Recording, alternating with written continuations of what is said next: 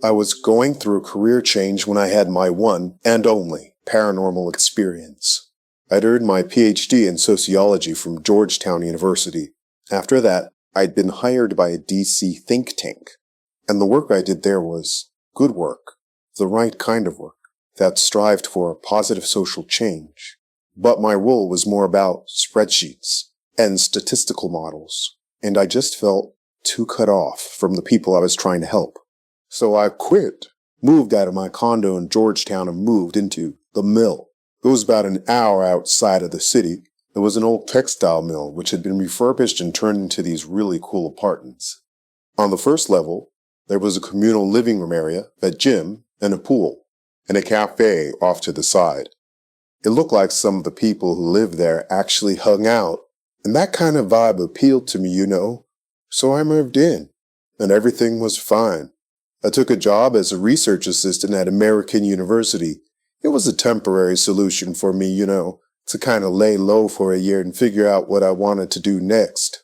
So I'd just come back from dinner with a neighbor. He headed up to his place on the opposite side of the building, and I headed up to mine. So I'm walking up to my apartment on the second floor, and I notice there's this kid in kind of shabby clothing and these black boots going up the stairs ahead of me. He heads down the hall in the same direction as me, and I think nothing of it until I see him turning right. And that way leads to only two apartments, mine and my neighbor's. And I know they don't have kids, so I'm like, that's weird. Well, seconds later, I turn the corner, and the boy I'd seen is gone. I thought it was strange, sure. In retrospect, it was really strange, but it just didn't stick in my mind at the time. So about a month, maybe 5 weeks after that. It's late, probably 3 a.m.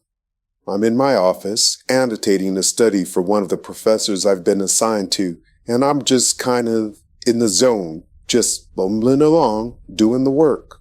And I'm also kind of tuned in to the hum of the refrigerator, which is just across the hall. Anyway, that's when I hear it. The sound of footsteps running down the hallway, then stopping right outside my door. Simultaneously, I knew what I heard, but I also knew that that was impossible. No one was running down my hallway. So, I got back to work. Maybe 20 minutes later, I heard it again. Footsteps running down the hallway, then stopping right outside my door. I thought, it's got to be the neighbors upstairs. Then I remembered there was no upstairs. I was on the top level. That's when I started to get freaked out. I finished my notes for the professor, all the while keeping my ears attuned to the sounds I was hearing. I got ready for bed with the door to the bathroom cracked open to see if I heard it again. I didn't, and so I went to sleep thinking it was just my mind playing tricks on me. I was probably just a little unsettled by the move and changing jobs and all that. After that first incident, life just went on. And although I was happy I'd left the think tank, I was beginning to see that the work as a research assistant was definitely a temporary solution. The think tank had been over-analytical and grinding, and the money, it was downright addictive, but spending my days reading papers and annotating old studies was pretty uninspiring stuff. So, anyway, it's Sunday, and I've basically been on the couch all day. I'm playing this game on my phone when it happens again. Footsteps running down the hallway. So I got up and looked down the hallway, and that's when I saw him facing away from me. "Hey," I said. He turned his head and looked right at me, just for an instant. Then he was gone.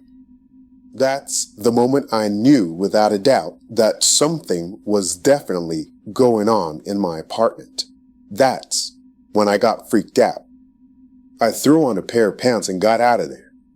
On my way out, I bumped into this neighbor I was friendly with, and I almost spilled beans to her, but then decided against it. I went to dinner, thinking about what had happened on repeat. Then, Not wanting to go home, I took a drive. I thought about calling my mom, my aunt, then decided against it. They'd get too worked up. It wasn't until I was driving home that I thought of Auntie Eni. She was actually my second cousin, but I'd always called her Auntie. I hadn't seen her since my dad's funeral, 12 years earlier. I'm pretty sure I woke her when I called, but she denied it. The family on my dad's side called her a teller or a seer or something. But my mom called her a witch. So I told Aunt Eni what I'd seen, and about the look in the boy's eyes. He'd seen me just as clearly as I'd seen him. I told her about the footsteps in the hallway, and how I'd heard them before, when I'd first moved in. She asked me, "Did the boy seem angry?" "No, he didn't seem angry," I told her. That's when she told me there was probably nothing to worry about. He was just a ghost. And so I went home. I walked in and looked around, kind of like you do when you think you've been robbed or something. But everything was the same.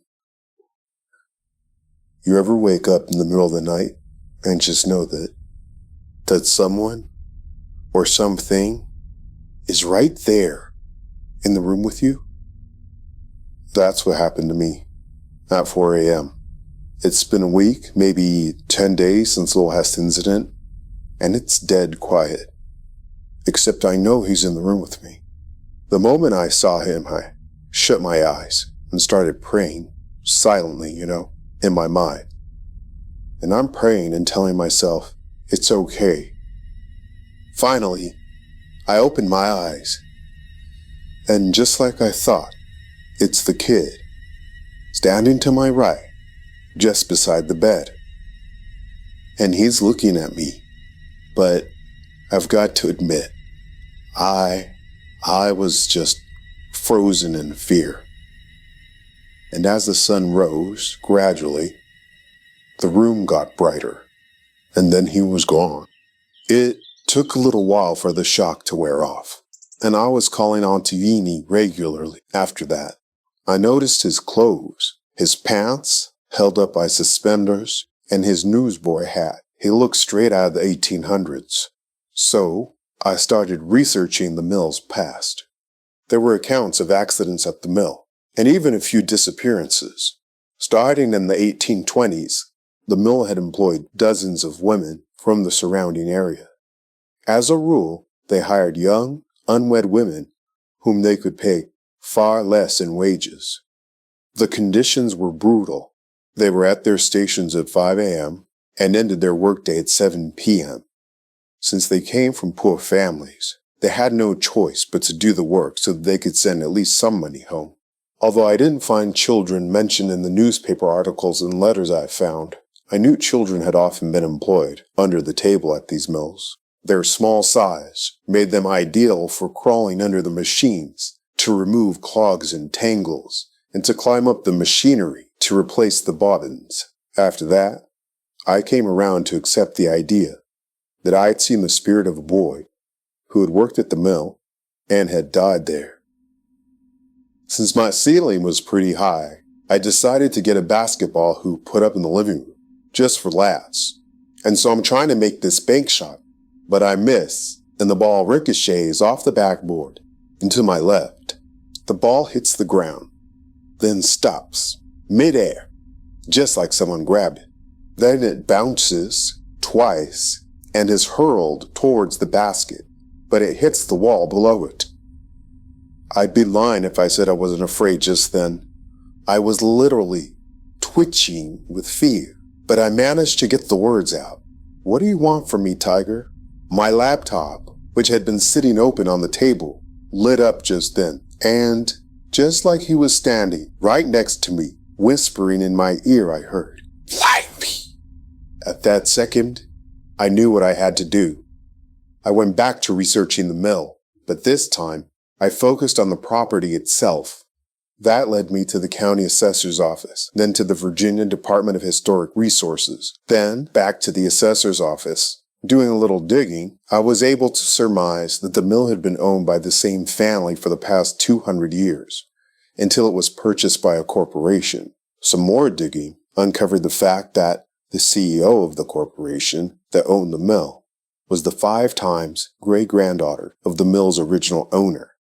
In other words, keeping the bodies hidden was very much a possibility with these folks. Back in the 1820s, the parcel of land had been larger. Dwellings for the factory workers sat just opposite the mill, while the house where the general manager and his family lived laid about 100 feet to the west. The mill faced the river to the east. That left the south as the area most likely to be where the boy was buried. By the time the current-day CEO had heard about me poking around, I was pretty obsessed with the search. They couldn't just kick me out. I knew my rights and how to make sure that they were respected. And the kid, he didn't just go away. Oh no, he was persistent. I'd see him every few nights. And let me tell you, you never get used to seeing a ghost standing beside your bed.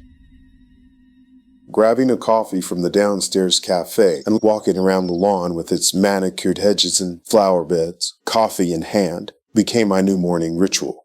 I even got to know Bunton, the gardener, by name. For days I'd seen him tilling up the soil and adding something right to this particular area. I asked him what he was doing, and he told me the hedges never grew right in this one particular spot. For some reason, hearing that set off my alarm bells. It took me a little while, but ultimately, I was able to convince a grad student studying forensic anthropology at AU to come and take a look. She'd been curious about the mill's history for years.